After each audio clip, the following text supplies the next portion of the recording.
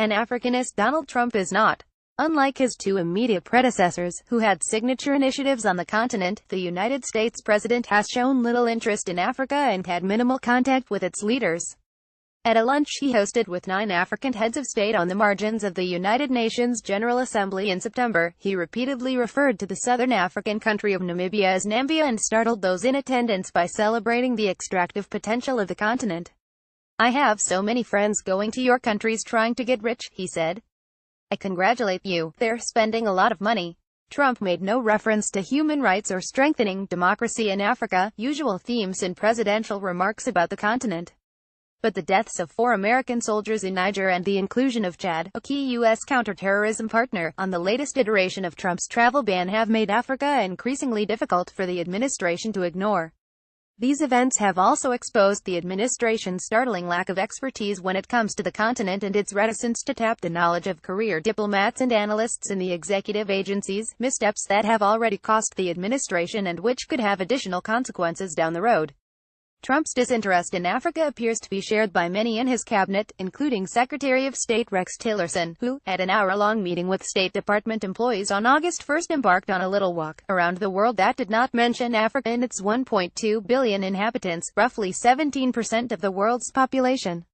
The administration's political point person for Africa seems to be America's ambassador to the UN, Nikki Haley, who had little foreign experience prior to her appointment.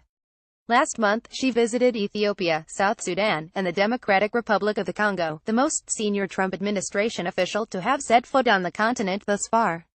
Making matters worse, the Trump administration has shown little respect for the expertise that resides at the Departments of State and Defense, within the intelligence community, and within the academic and policy communities.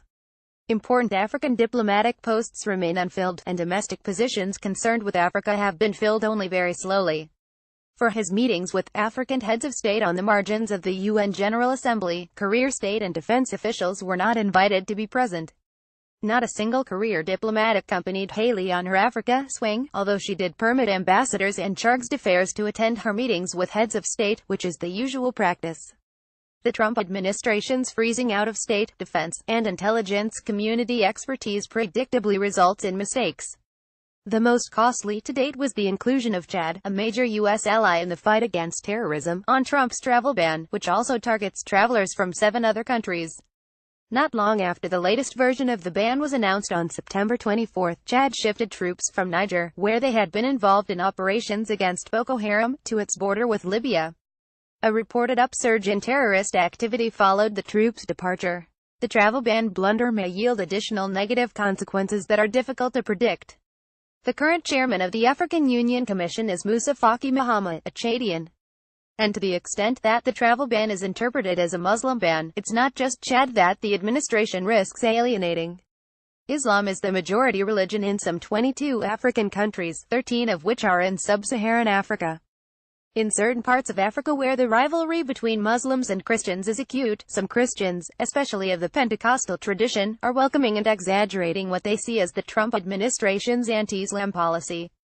If African elites perceive Trump's immigration and refugee policies as part of a larger war on Islam, then a general hostility to the U.S. is likely to grow.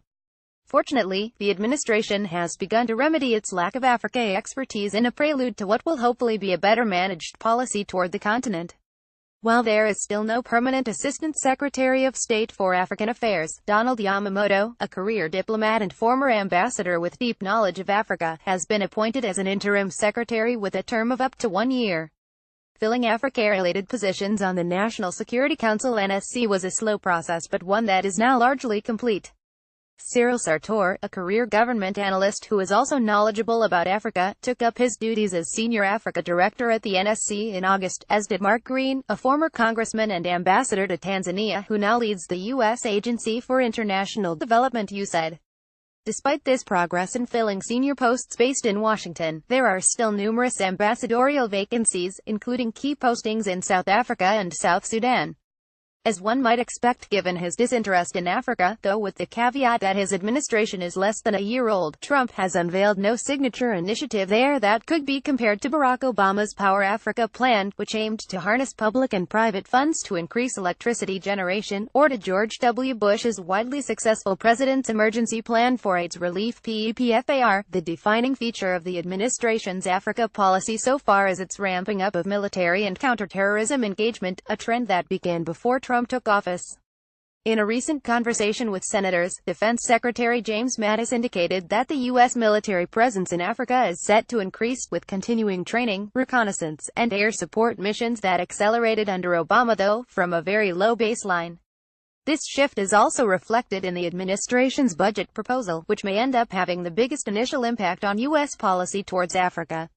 The Defense Department budget would swell by roughly 9%, enabling it to increase its presence in Africa, while the State Department would see a roughly 30% cut, if the administration gets its way.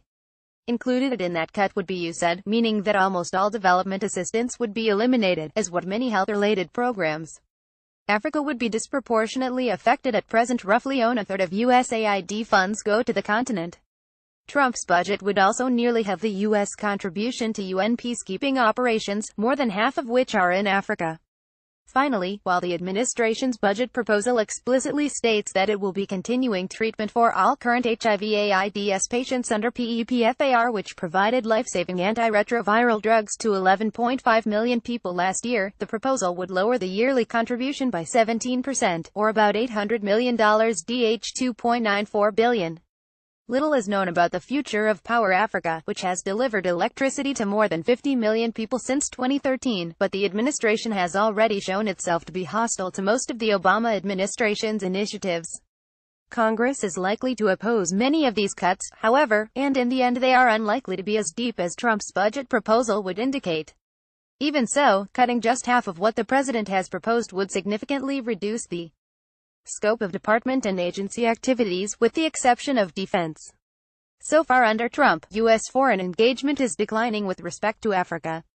China and India have already begun to fill the void by steadily increasing their political and economic activity, as have Turkey, the Gulf states, and Iran.